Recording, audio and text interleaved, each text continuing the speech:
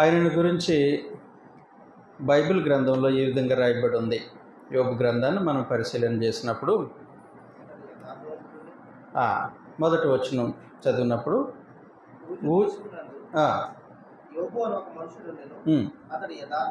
యథార్థవంతుడును న్యాయవంతుడునై దేవుని యందు భయభక్తులు కలిగి చెడుతనము విసర్జించిన వాడు 7 కుమారులను 3 కుమార్తెలను కలిగిరి. అతనికి 7,000 గొర్రెలను 3,000 ఒంటెలను 500 జతల ఎడ్లను 500 ఆడుగాడిదలను కలిగి బహుమంది పనివారును అతనికి ఆస్తిగా ఉండెను గనుక తూర్పు దిక్కు జనులందరిలో అతడే గొప్పవాడిగా ఉండెను. కాబట్టి ఒక ఆస్తిపరుడు తూర్పు దిక్కు జనులందరిలో అతడే గొప్పవాడు. పశువులు, పనివారు, ఎడ్లు, ఇలాగ బహు ఆస్తి ఆయనకుంది. ఒకసారి ఆయన యొక్క జీవిత విధానాన్ని మనం పరిశీలించినప్పుడు అతడు యథార్థవంతుడును న్యాయవంతుడినై దేవుని యందు భయభక్తులు కలిగి చెడుతనమును విసర్జించినవాడు. అతడు యథార్థవంతుడు, న్యాయవంతుడు, దేవుని యందు భయభక్తులు ఉన్నాయి. చెడుతనాన్ని తన జీవితంలో ఎప్పుడూ ఉంచుకున్నవాడు కాదు, చెడుతనాన్ని విసర్జించినవాడు అని రాయబడి ఉంది. 31వ అధ్యాయం అతని జీవిత విధానం 31వ అధ్యాయం మొదటి నుంచి మనం పరిశీలించినప్పుడు ఈయన యొక్క జీవిత విధానం ఈ విధంగా ఉంది. అతడు తన కన్నులతో నిబంధన చేసుకున్నాడనంట.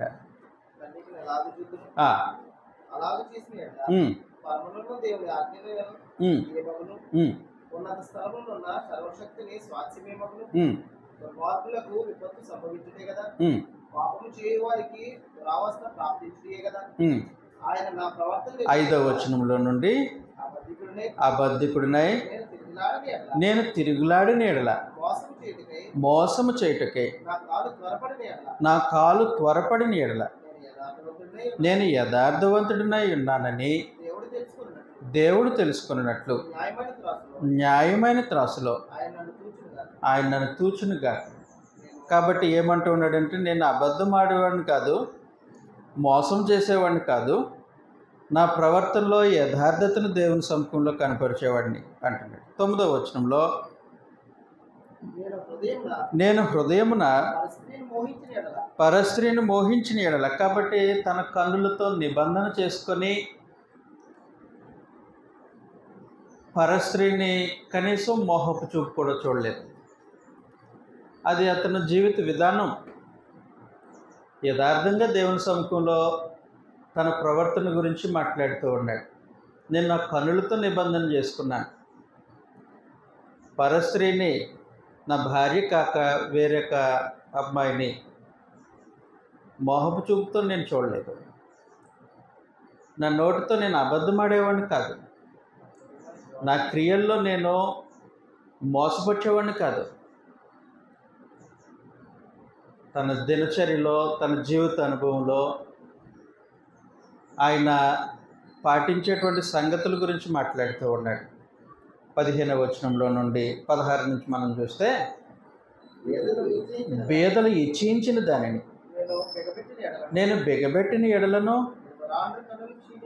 విధవరాండ్రు కన్నులు క్షీణింపజేసిన ఎడలను, తల్లిదండ్రులు లేని వారిని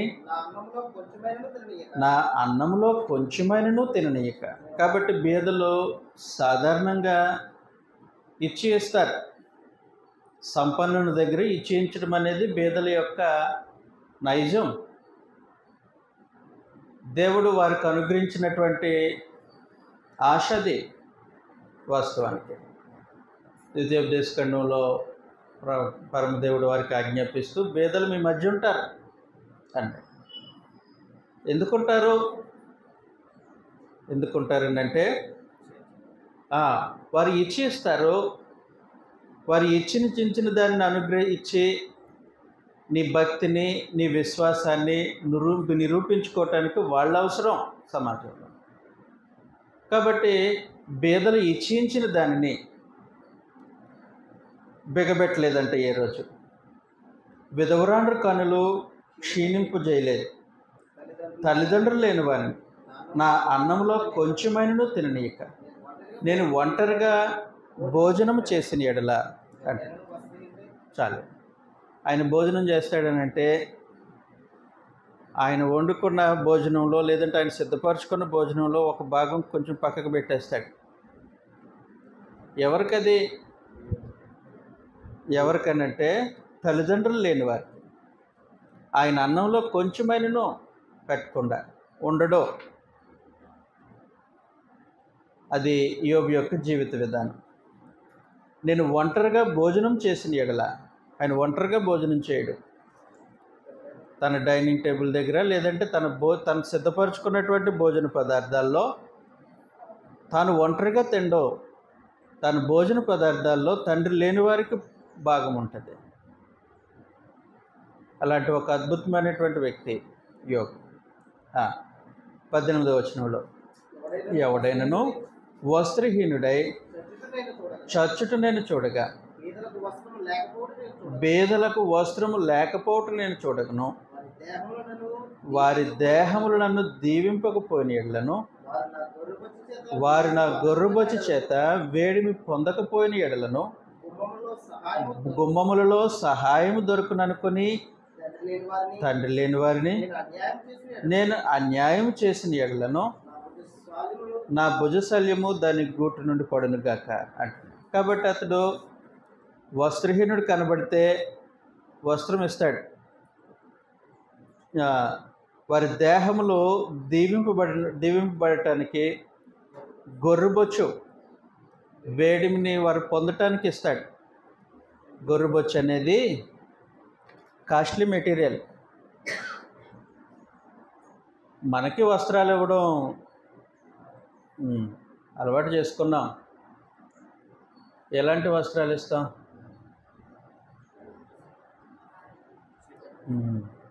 నేను మొన్న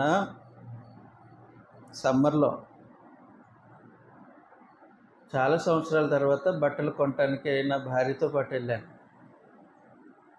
అక్కడ 2 రకాల బట్టలు చూపిస్తున్నాడు. ఒకటి పెట్టుడు బట్టలు అంట, ఒకటి కట్టుకునే బట్టలు అంట. వ్యత్యాసం ఏంటి? పెట్టుడు బట్టల్లో నాసిరకం ఉంటాయండి, తక్కువ ధర ఉంటుందండి. మరి అలాంటప్పుడు అవి పెట్టడం దేనికి? లోకం ఇలాగుంది. మనం కూడా వస్త్రాలు పెడుతూ ఉంటాం పేదవారికి. వస్త్రహీనులకు సహాయం చేయడానికి వస్త్రం ఇవ్వాలని మనసు మనకు ఉంటుంది. మనం ఇచ్చే వస్త్రాలు ఏ క్వాలిటీయో మనకే తెలుసు. కానీ యోబు ఇచ్చే వస్త్రాలు గొర్రెబొచ్చుతో చేయబడినవి. ధనవంతుల ఇంట్లో ఉంటుంది అలాంటి వస్త్రాలు. గొర్రెలు ఉండడం ఆస్తి, గొర్రెబొచ్చు అనేది వారి సంపదలో భాగం. ఎవరు పడితే వాళ్ళు అలాంటి వస్త్రధారణ ధరించడానికి వీలు లేని ఆ రోజుల్లో వస్త్రహీనుడు కనబడితే తను ధరించుకునే వస్త్రాలు ఇస్తాడు. ఏ క్వాలిటీ వస్త్రాలు తను ధరించుకుంటాడో అవి ఇస్తాడు. గొర్రెబొచ్చుని ఇస్తాడు. అది యోబు యొక్క జీవిత విధానం. సమాజం చూస్తున్నారు యోబుని, తన స్నేహితులు చూస్తున్నారు, సొసైటీ యోబు యొక్క భక్తిని చూసింది. అందువలన సొసైటీలో అతని భక్తిని బట్టి అతడు ఎలాంటి గుర్తింపును పొందాడంటే 4వ అధ్యాయంలో, యోబు గ్రంథం 4వ అధ్యాయం 1వ వచనంలో నుండి సమాజంలో ఆయనకున్నటువంటి గుర్తింపును గురించి తన స్నేహితుడు మాట్లాడుతున్నాడు. తేమానీయుడైన ఎలీఫజు ఎలాగూ ప్రత్యుత్తరం ఇచ్చెనో, ఎవడైనా ఈ సంగతి ఎత్తి నీతో మాట్లాడిన ఎడల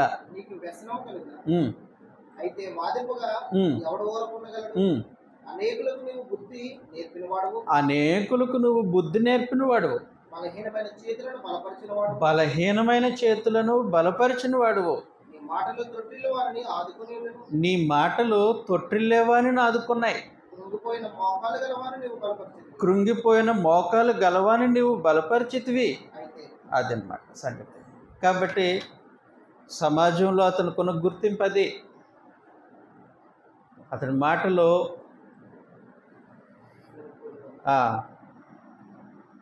తొట్టిల్లు వాడిని ఆదుకున్నాయి, బలహీనమైన చేతులను బలపరిచినవాడు, అనేకులకు బుద్ధి చెప్పినవాడు, కృంగిపోయిన మోకాలు గలవారిని నువ్వు బలపరిచావు.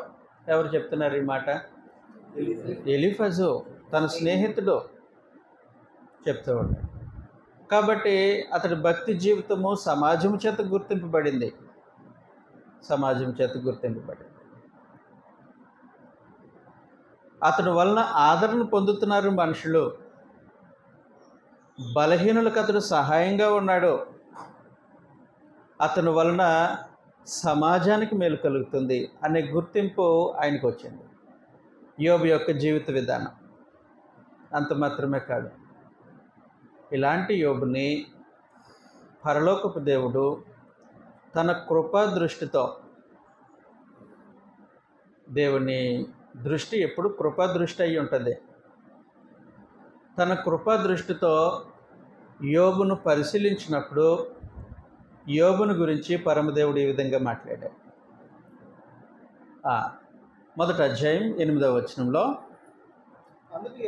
అందుకు యెహోవా నీవు నా సేవకుడు అయిన యోబు సంగతి ఆలోచించితివా, నీవు నా సేవకుడు అయిన యోబు సంగతిని ఆలోచించితివా, అతడు యథార్థవంతుడును న్యాయవంతుడినై దేవుని యందు భయభక్తులు కలిగి చెడుతనమును విసర్జించిన వాడు. అతని ప్రవర్తన గురించి పరమదేవుడు తెలియజేస్తున్నటువంటి సంగతి ఆయన కృపా దృష్టిలో యోబును పరిశీలించినప్పుడు చాలు. భూమి మీద అతను వంటి వాడు ఎవడనూ లేడు అన్నాడు. కాబట్టి ఒక్క యోబు చుట్టూ ఇలాంటి సమాచారం అల్లుకొని ఉంది. అతడు తన భక్తి జీవితము జనము దేవుని ముందు ప్రదర్శిస్తూ ఉన్నాడు. జనులు తన భక్తి జీవితాన్ని గుర్తించి సాక్ష్యం పలుకుతున్నారు. పరలోకపు దేవుడు సైతం తన కృపా దృష్టి చేత యోబును చూసినప్పుడు భూమి మీద అతని వంటి వాడు ఇంకొకడు లేడు అని చెప్పేసి, అతని వంటి వాడు ఇంకొకడు లేడు. కానీ సరే, దేవుని యొక్క సాక్ష్యం అలాగుంది నీ విషయంలో, సమాజం యొక్క సాక్ష్యం అలాగుంది నీ విషయంలో, నీ దినచర్య గురించి నువ్వు మాట్లాడావు, బాగుంది. నీ మనస్సాక్షిని అడుగుదాం. యోబు, నీ మనస్సాక్షి నీ గురించి ఎలాంటి సాక్ష్యం ఇస్తుంది? 7వ అధ్యాయం 21వ వచనంలో, నీవేళ నా అతిక్రమమును పరిహరింపవు, నా దోషమును నీవేళ క్షమింపవు. అది అన్నమాట. ఆయన ఏమంటూ ఉన్నాడనంటే, తన మనస్సాక్షి తనకి ఇస్తున్నటువంటి సమాచారం,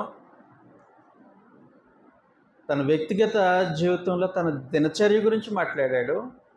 నేను భోజనం చేస్తే ఒంటరిగా భోజనం చేయను, నా భోజనంలో తండ్రి లేని వారికి ఒక భాగం ఉంటుంది అంటే, నా వస్త్రహీనుడు కనబడినప్పుడు అతనికి వస్త్రం ఇస్తాను,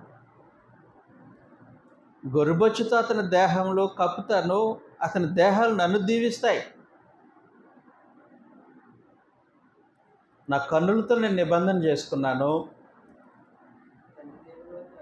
నా కన్నులతో నేను నిబంధన చేసుకున్నాను. పరస్త్రీని మోహపు చూపుతో చూడడం నా వల్ల కాదు అన్నాడు. ప్రతిరోజు అతని దినచర్య, ఆయన చేస్తున్నటువంటి భక్తి సమాజం గుర్తించింది, స్నేహితులు గుర్తించారు, పరలోకపు దేవుడు తన కృపా దృష్టిలో యోబును చూసి ఆయన గురించి ఇలాంటి సమాచారం చెప్పాడు. యథార్థవంతుడు, భక్తిపరుడు, భూమి మీద అతను వంటి వాడు ఇంకొకడు లేడు అని. కానీ తన మనస్సాక్షి ఏమంటూ ఉందనంటే, అతిక్రమం ఉందా నీలో? అతిక్రమం ఉంది. దోషం ఉందా? ఉంది. మనుషుని యొక్క జీవిత విధానం అది. మనిషి యొక్క జీవిత విధానం. అందువలన పరలోకమందున్న దేవుడు రోమీలకు రాసినటువంటి పత్రిక 3వ అధ్యాయం 23వ వచనంలో తెలియచేసిన సమాచారం, ఏ భేదమునూ లేదు, అందరూ పాపం చేసి దేవుడు అనుగ్రహించి మహిమను పొందలేకపోతున్నారని మాట్లాడాడు. 3వ అధ్యాయం 11వ వచనంలో నీతిమంతుడు లేడు, ఒక్కడునూ లేడు. చాలు సంగతి. కాబట్టి మనుషులు తమ క్రియలను బట్టి, తమ భక్తిని బట్టి దేవుని దృష్టిలో నీతిమంతుడిగా, పాపం లేనివాడిగా కనబడడం అనేది సాధ్యమయ్యే పని కాదు మనిషికి. కానీ లోకం తన దినచర్య ఎలాగుందే? సమాజం ఆయన ఇలా గుర్తించిందే. పరలోకపు దేవుడు తన కృపాదృష్టితో చూసినప్పుడు, మామూలుగా చూస్తే యోబు కనబడ్డావు. దేవుడు సాధారణంగా మనిషి చూస్తే యోబు కనబడ్డావు. యోబును పరమదేవుడు తన కృపా దృష్టిలో చూశారు. కృపా దృష్టిలో చూసినప్పుడు నీతిమంతుడు, యథార్థవంతుడు, భక్తిపరుడు వగైరా సంగతులు. భూమి మీద అతను బట్టి వాడు ఇంకొకడు లేడు. అక్కడ జరిగిన సంగతి ఏంటంటే, మిగిలిన మనుషులతో ఇతను పోల్చినప్పుడు అతను ప్రత్యేకం. నోవాహు గురించి కూడా అదే సంగతి. నోవాహు నీతిమంతుడు. ఎప్పటి నీతిమంతుడు? తన తరములో నీతిమంతుడు. తన తరమును బట్టి చూడగా నీతిమంతుడు. అప్పుడు భూమి మీద బ్రతుకుతున్న మిగిలిన జనాంగంతో పోలిస్తే అది సంగతి. యోబు కాలంలో మిగిలిన జనాంగంతో పోలిస్తే ఇది సంగతి. కాబట్టి దేవుడు తన కృప దృష్టిలో చూసి యోబును నీతిమంతుడు అని అంటే, యోబు మాత్రం తన మనసులో, తన మనస్సాక్షి ఇచ్చే సాక్ష్యంతో ఇలా మాట్లాడాడు. నా అతిక్రమం నువ్వు పరిహరింపువా, నా దోషం నువ్వు క్షమించువా. అంటే అతడు అతిక్రమము, దోషారోపణ చేత బాధింపబడుతున్నాడని అర్థం కదా. బాధింపబడుతున్నాడని అర్థం. ఈ బాధ యోబుకు మాత్రమే కాదు, సమస్త మనుషులకు పరమదేవుడు మనుషులు దేవుని ఎదుట తమ ప్రవర్తన దిద్దుకోవటానికి ఆయన అనుగ్రహించినటువంటి ఒక బలమైనటువంటి సాధనము మనస్సాక్షి. మనస్సాక్షి తన ప్రవర్తన విషయంలో తను బలపడి దేవుని ఎదుట తను యోగ్యుడిగా కనపరుచుకోవటానికి దేవుడు అనుగ్రహించేది మనస్సాక్షి. అతని ప్రవర్తన గురించి సాక్ష్యం ఇచ్చేది మనస్సాక్షి. ప్రతి వ్యక్తి యొక్క సొంత ప్రవర్తన గురించి సాక్ష్యం ఇచ్చేది మనస్సాక్షి. రోమీలకు రాసినటువంటి పత్రిక 2వ అధ్యాయం, రోమీలకు రాసినటువంటి పత్రిక 2వ అధ్యాయం 15 నుంచి చదివినప్పుడు, అట్టివారి మనస్సాక్షి కూడా సాక్ష్యమిచ్చుచుండగను, వారి తలంపులు ఒకదాని మీద ఒకటి తప్పు మోపుచుండను, లేక తప్పు లేదని చెప్పుచుండగను. చాలే. మనస్సాక్షి ఏం చేస్తుంది అంటే, ప్రవర్తన విషయంలో సాక్ష్యం ఇస్తుంది. తప్పు అయితే తప్పు అని చెప్తుంది, తప్పు కాకపోతే తప్పు కాదు అని చెప్తుంది. కాబట్టి యోబు యొక్క మనస్సాక్షి అతనికి ఇచ్చిన ప్రత్యుత్తరం ఏంటనంటే, అతిక్రమం, దోషం ఉంది అక్కడ. అందువలన అలాంటి భక్తిపరుడైనటువంటి యోబు దేవుని యొక్క కృపా దృష్టిలో ఒక ఉన్నతమైనటువంటి స్థాయి పరలోకం చేత గుర్తింపు పొందినటువంటి యోబు ఇలా మాట్లాడుతున్నాడు. చదువుతాం. యోబు గ్రంథం 9వ అధ్యాయం. యోబు గ్రంథం 9వ అధ్యాయం 32వ వచనంలో ఆయన నావలనే నరుడుగాడు, ఆయన నావలనే నరుడు కాడు, నేను ఆయనతో వ్యాజ్యమాడజాలను, నేను ఆయనతో వ్యాజ్యమాడజాలను, మేము కలిసి మేము న్యాయ విమర్శకు పోలేము, మా ఇద్దరి మీద మా ఇద్దరి మీద చెయ్యి ఉంచదగిన మధ్యవర్తి మాకు లేదు. మధ్యవర్తి మాకు లేడు అంటే తను చాలండి. దేవుడు ఉన్నారు, ఆయన పరలోకపు దేవుడు. భూమి మీద నరుడు ఉన్నాడు, యోబు. చూసాం అతని లైఫ్ స్టైల్ ఎలాంటిదో, అతని దినచర్య ఎలాంటిదో చూసాం, అతని భోజన విధానం ఎలాంటిదో చూసాం, అతడు కట్టుకునే వస్త్రధారణ గురించి చూసాం, అతని భక్తి, తన కళ్ళతో అతడు చేసుకునే నిబంధన గురించి చూసాం, అతని పనులు, అతని మాటలు తొట్టిలో వారిని ఆదరించడానికి మాట్లాడతాడంట. ఇలాంటి జీవితం విధానం కలిగినటువంటి వ్యక్తి పరలోకపు దేవునికి మధ్యలో మధ్యవర్తి అవసరమా?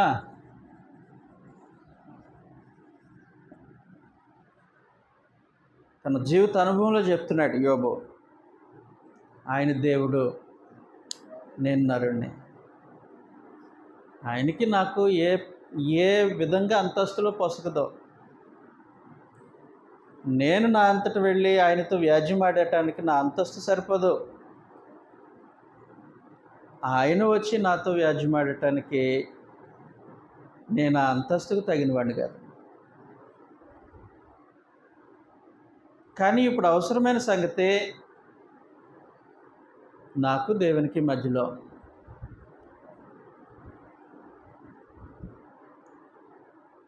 కలిసి కూర్చొని మాట్లాడుకునే అవకాశం కావాలి. వ్యాజ్యం తీర్చాలి. వ్యాజ్యం అంటే గొడవ కాదండి, పరిష్కారం.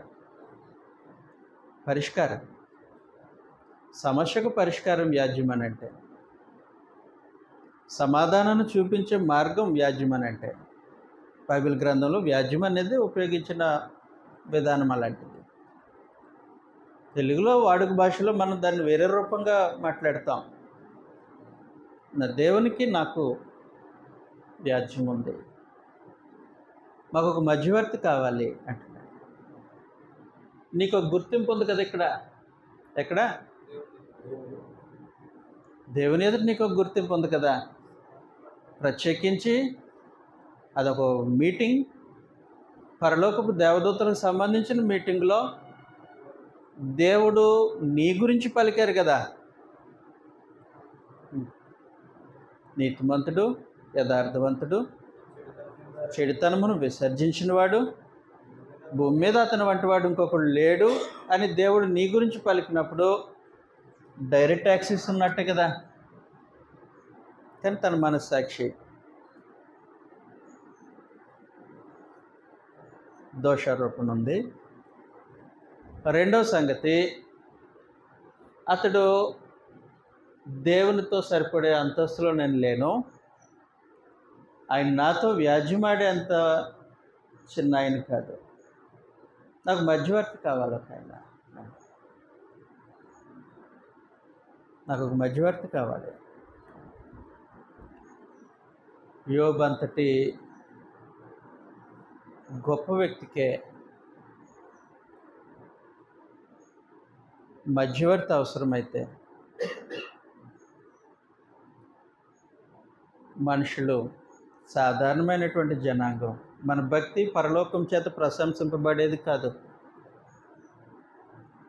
దేవుని దృష్టిలో మనం నీతిమంతులం కాము.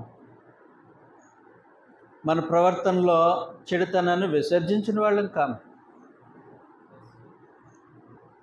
అలాంటి మానవ జాతి మనుషులు దేవునితో సమాధాన పడటానికి, దేవునితో సహవాసం పొందటానికి, దేవునితో ఉన్నటువంటి సమస్యను పరిష్కరించుకోవటానికి, శత్రుత్వాన్ని తొలగించుకోవటానికి మనుషులకు సాధ్యమయ్యే పనా? అవుతుందా? అందుకొరకు మహోన్నతుడైన దేవుడు తన కృప ఏర్పాటులో పరలోకపు దేవునికి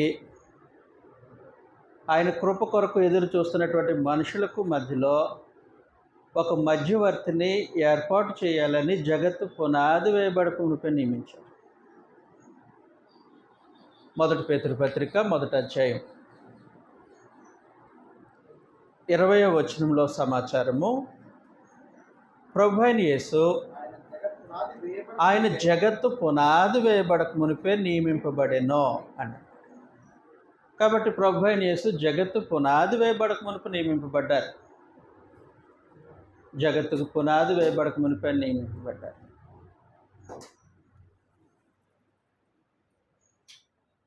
ఆయన మధ్యవర్తిగా మనుషులకి దేవునికి మధ్యలో సమాధాన కారకుడుగా ఉండటానికి ఆయన నియమింపబడ్డారు. ఎఫెసీయులకు రాసినటువంటి పత్రిక 2వ అధ్యాయం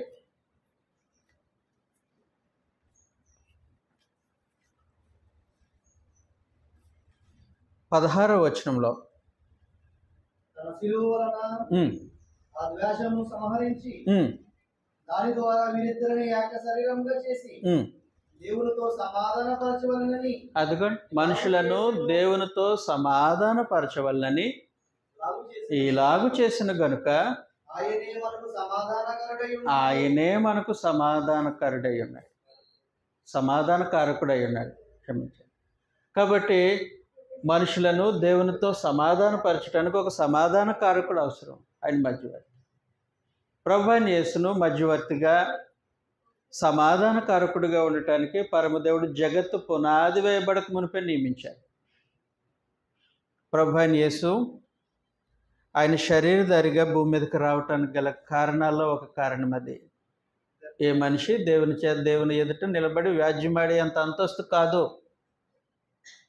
అలాగని పరలోకపు దేవుడు మనుషులతో వ్యాజ్యమాడటానికి మనుషులు ఆయన ముందు నిలిచేంత సమర్థులు కూడా కాదు. ఖచ్చితంగా దేవునికి మనుషులకి మధ్యలో ఒక మధ్యవర్తి అవసరం. ఆయన ఎలాంటి మధ్యవర్తి అయి ఉండాలనంటే ఇద్దరికి సమాధానకారకుడైన మధ్యవర్తి అయి ఉండాలి. ఇద్దరికి సమాధానకారకుడైన మధ్యవర్తి. గ్రంథంలో ఒక ఉదాహరణ చూద్దాం. అపోస్తలుల కార్యగ్రంథం 12వ అధ్యాయం 20వ వచనంలో జరిగిన ఒక సంగతి అది. మధ్యవర్తి యొక్క ప్రాముఖ్యత అంత మాత్రమే కాదు, మధ్యవర్తి ఎలాంటి వాడై ఉండాలి అనే సంగతి కూడా అక్కడ మనం గమనించగలం. తూరీల మీదను సీదోనీల మీదను హేరోదు రాజుగా ఉన్నాడు. అతనికి తూరీల మీదను సీదోనీల మీదను ఆగ్రహం కలిగింది, అత్యాగ్రహం కలిగింది.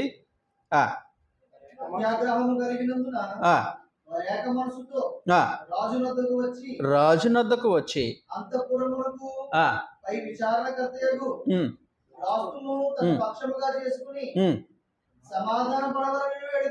చాలండి. ఏం జరిగిందనంటే హేరోదు రాజుగా ఉన్నాడు. అతనికి తూరు పట్టణస్తుల మీదను సీదోను పట్టణస్తుల మీదను అత్యాగ్రహం వచ్చిందంట. అత్యాగ్రహం వస్తే వారు సమాధాన పడాలనుకుంటున్నాడు. సమాధాన పడటానికి రాజు ముందు నిలబడి మాట్లాడేంత అంతస్తు వెళ్ళదు కాదు. రాజా మనం సమాధాన పడదాం అనే హోదా వీళ్ళకి లేదు. అలాగని రాజు వచ్చి వీళ్ళతో సమాధాన పడటానికి కూడా మనసు లేదు. అప్పుడు వీళ్ళు ఏం చేశారనంటే రాజు అంతస్తుకు తగినట్టు మన అవసరతను గుర్తించి మాట్లాడగలిగే ఒక మనిషి కావాలి మనకి. ఎక్కడ దొరుకుతాడు?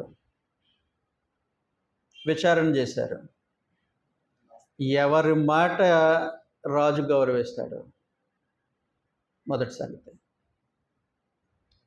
ఎవరు మన పరిస్థితి అర్థం చేసుకుంటారు? రెండవ సంగతి. ఈ రెండు ఎరిగిన మనిషి ఒక ఆయన కావాలి.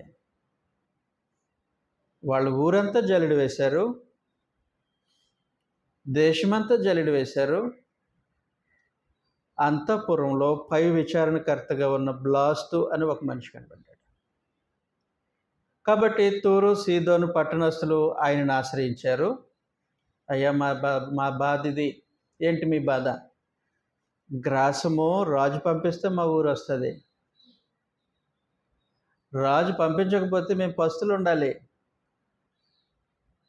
కాబట్టి మా బాధ నువ్వు అర్థం చేసుకోగలవు,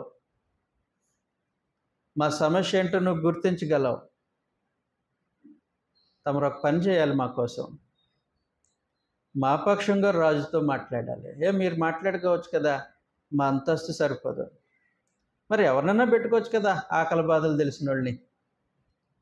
వాళ్ళు రాజు ముందు నిలబడే అంత సమర్థులు కాదు. తూరు సీదోను పట్టణస్తుల యొక్క బాధను గుర్తించే మనుషులు సొసైటీలో లేరా? ఉంటారు. ఉంటే సరిపోదు, రాజుతో మాట్లాడగలిగిన వాడై ఉండాలి.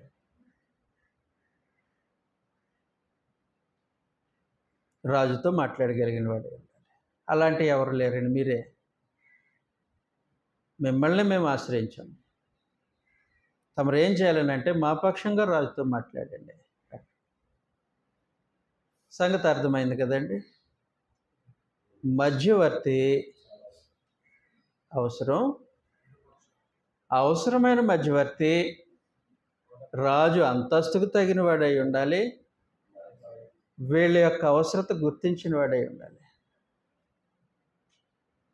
సమస్త మానవాళి దేవునికి వ్యతిరేకంగా నడిచిన మనుషులే. నీతిమంతుడు లేడు, ఒక్కడున్న లేడు. దేవుని వెతుకువారు లేరు. ఏ భేదం లేదు, అందరూ పాపం చేసి దేవుడు అనుగ్రహించి మహిమను పొందలేకపోతున్నారు. ఇలాంటి మనుషులు దేవుని ఎదుట నిలబడి సమాధానాన్ని, వ్యాజ్యాన్ని, దేవుని యొక్క సహాయాన్ని అర్జించటానికి స్తోమత సరిపోతుందా? సరిపోదు. సరిపోదు. సరిపోదు. అలాంటప్పుడు వీళ్ళకి మధ్యవర్తి అవసరం. అందుకొరకు పరమదేవుడు తన కృపా ఏర్పాటులో ఎవరునూ నశించిపోకుండా అందరూ అంతటను మారుమనసు పొందాలని ఉద్దేశించిన పరమదేవుడు తనకి నరులకి మధ్యలో సమాధానకారకుడైన ప్రభు అయిన యేసును జగత్తు పునాది వేయబడక మునిపై నియమించారు.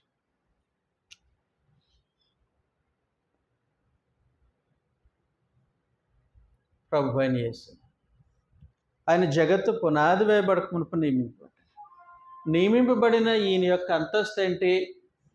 ఫిలిప్పీలకు రాసినటువంటి పత్రిక 2వ అధ్యాయం 6వ వచనంలో ఆయన అంతస్తు, ఆయన దేవుని స్వారూప్యము కలిగిన వాడై ఉండి,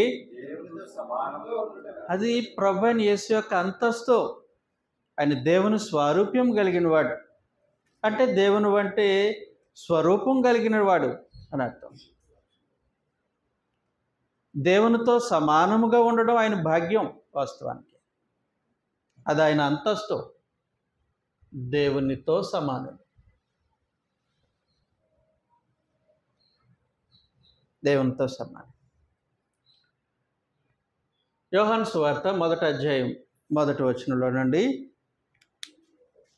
ఆదియందు వాక్యము ఉండెను, వాక్యము దేవుని యొద్ద ఉండెను. కాబట్టి ఈయన అంతస్తు అది.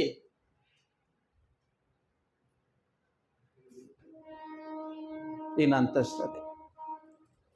కొలస్సీలకు రాసినటువంటి పత్రిక 2వ అధ్యాయం 9వ వచనంలో, ఎలయనగా దైవత్వం యొక్క సర్వపరిపూర్ణత శరీరముగా క్రీస్తునందు నివసించుచున్నది. కాబట్టి దేవత్వము ఆయన యొక్క అంతస్తు. దేవుని స్వారూప్యం కలిగిన వాడు, దేవునితో సమానమైన స్థితిని కలిగి ఉన్నవాడు, దేవుని యొద్ద దేవుడై ఉన్న ఆయన, దేవత్వం యొక్క సర్వసంపూర్ణత కలిగిన ఆయన, దేవత్వం యొక్క సర్వసంపూర్ణత కలిగిన ఆయన. ఇలాంటి ఆయన మనుషుల యొక్క సమస్యను దేవుని ఎదుట పెట్టడానికి, లేదా మనుషుల పక్షంగా ఆయన వ్యాజ్యం ఆడటానికి, సమాధాన కారకుడై ఉండటానికి, మనుషుల యొక్క బలహీనతను కూడా ఎరిగిన వాడై ఉండాలి.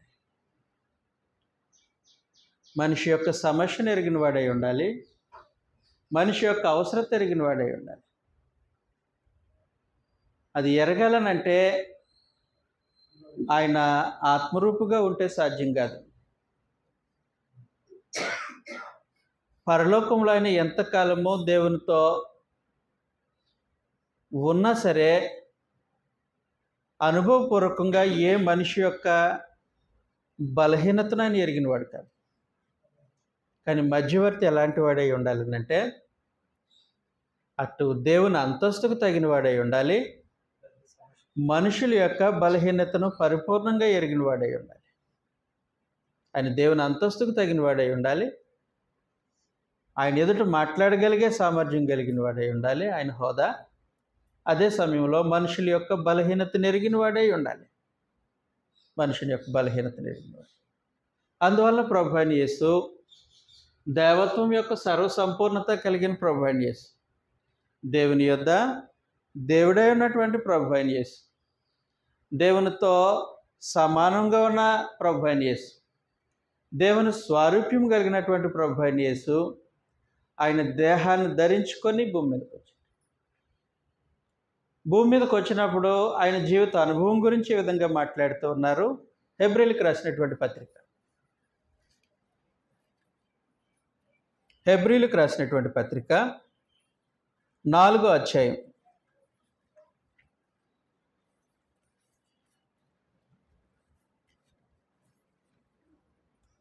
14వ వచనంలో నుండి,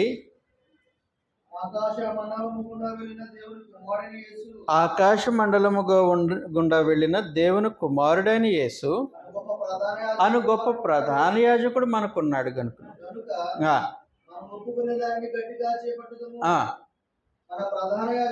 అదిగోండి ప్రభు అయిన యేసు ఆయన మధ్యవర్తి, ప్రత్యేకించి ఆయన ప్రధాన యాజకుడు.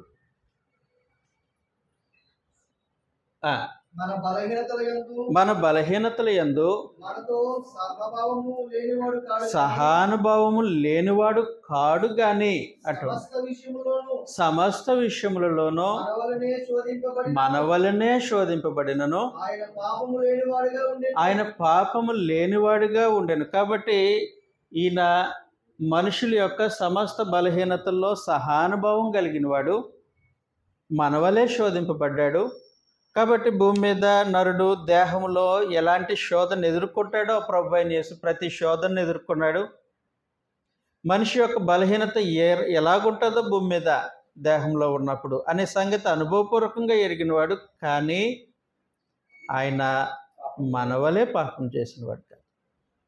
అందువల్ల మనుషుల యొక్క బలహీనత శోధనల విషయంలో సహానుభావం సంపాదించవలసిన అవసరం ఉంది ప్రభు అయిన యేసుకి. ఎప్పుడు ఆయన మధ్యవర్తిగా ఉండటానికి, ఆయన ప్రధాన యాజకుడిగా ఉండటానికి.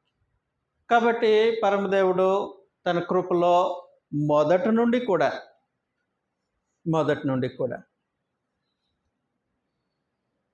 మధ్యవర్తి యొక్క అవసరం ఇది అని 1500 సంవత్సరాలు ఇశ్రాయేలీల జనాంగానికి నేర్పించారు. ప్రధాన యాజకుని యొక్క అవసరం ఇది. మధ్యవర్తి అంటే ప్రధాన యాజకుడు దేవునికి మనుషులకి మధ్యలో. ప్రధాన యాజకుడు లేకుండా దేవుని సముఖానికి మనుషులు వెళ్ళటానికి భయపడతారు. మన కొరకు సంవత్సరానికి ఒకసారి ప్రధాన యాజకుడు అతి పరిశుద్ధ స్థలంలోనికి ప్రవేశించి మనపక్షంగా కార్యక్రమాలు జరిగించి వచ్చాడనంటే మనుషులకి ధైర్యం. ఆ రోజు ప్రధాన యాజకుడు వెళ్ళలేదు, అమ్మో ఏం జరుగుతుందో. మన పక్షంగా దేవునికి విజ్ఞాపన చేసి మనిషి అక్కడ ఆబ్సెంట్ అయ్యాడు. ఈ సంగతి అంతా 1500 సంవత్సరాలు ఇశ్రాయేలీల జనాంగానికి ప్రధాన యాజకుని యొక్క అవసరత ఏంటో పరమదేవుడు సంపూర్ణంగా నేర్పించిన తర్వాత, ఎవరైతే నిజంగా ప్రధాన యాజకత్వం చేసి దేవునికి మనుషులకి మధ్యలో సమాధానకారకుడై ఉంటారో అలాంటి ప్రభువైన యేసును కాలం పరిపూర్ణమైనప్పుడు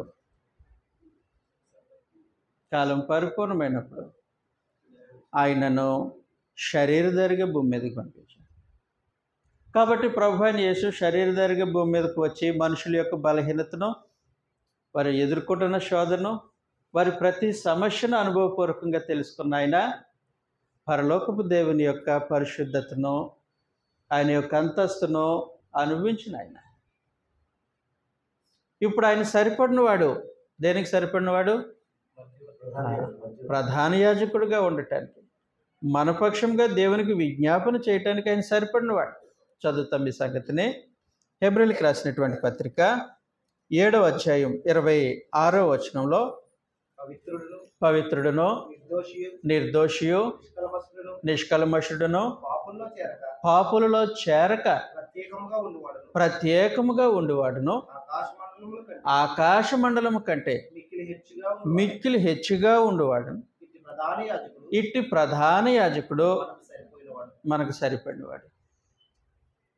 కాబట్టి ఇలాంటి ప్రధాన యాజకుడు అవసరం. భూమి మీద ఉన్న ప్రతి మనిషికి అవసరం. పాత నిబంధన భక్తులకు అవసరం, నేడు క్రొత్త నిబంధన జనాంగానికి కూడా అవసరం.